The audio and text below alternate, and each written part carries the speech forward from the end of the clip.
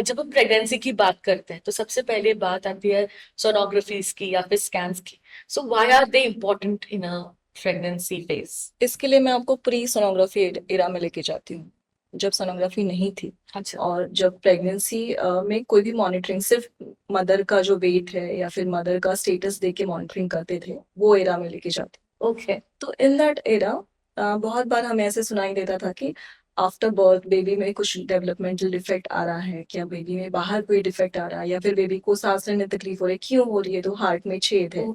तो ये सारी जो चीजें हैं, ये बाद में पता चलती थी। जी। बट सोनोग्राफी क्यों इम्पोर्टेंट है?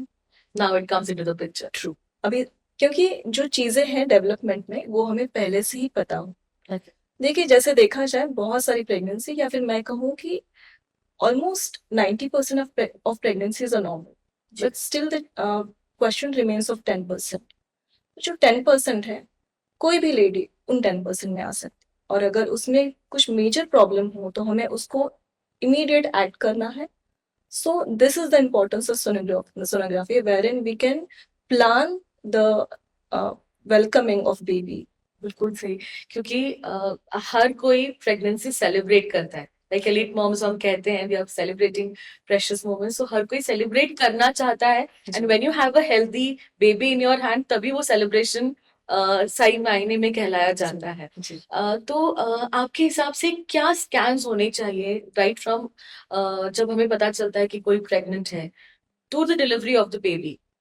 So there are multiple scans that can be done during pregnancy as and when required. Okay.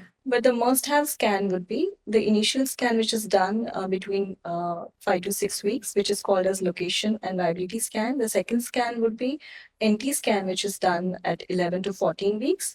The third scan would be anomaly scan, जो 18 to 20 weeks में होता है. हम structural assessment करते हैं बेबी का.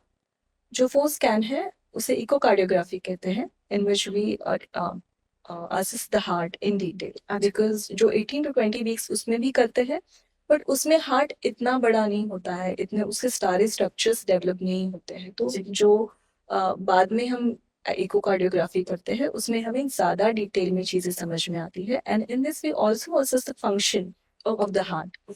Then comes at 28 weeks. 28 weeks में, मतलब 7th month में, जो हमारा बेबी श्योर होता है जब, तब हम डॉपलर करते हैं. तो जो डॉपलर है, उसमें हम बेबी को ब्लड फ्लो ठीक से हो रहा है कि नहीं, या फिर उसमें कुछ उसका बढ़ाव तो कम नहीं है. उसके बाद में यूजुअली जैसे हमें हमें डॉपलर में अगर कुछ फाइंडिंग मिले, उसके अकॉर्डिंगली नेक्स्ट सोनोग्राफी कैसे करना है, ये हम प्लान कर सकते हैं. So if everything is normal, हम यूजुअली 36-37 वीक्स पे सोनोग्राफी करते हैं. And if there is any growth restriction which is settled in, then we can add in between a few sonographies.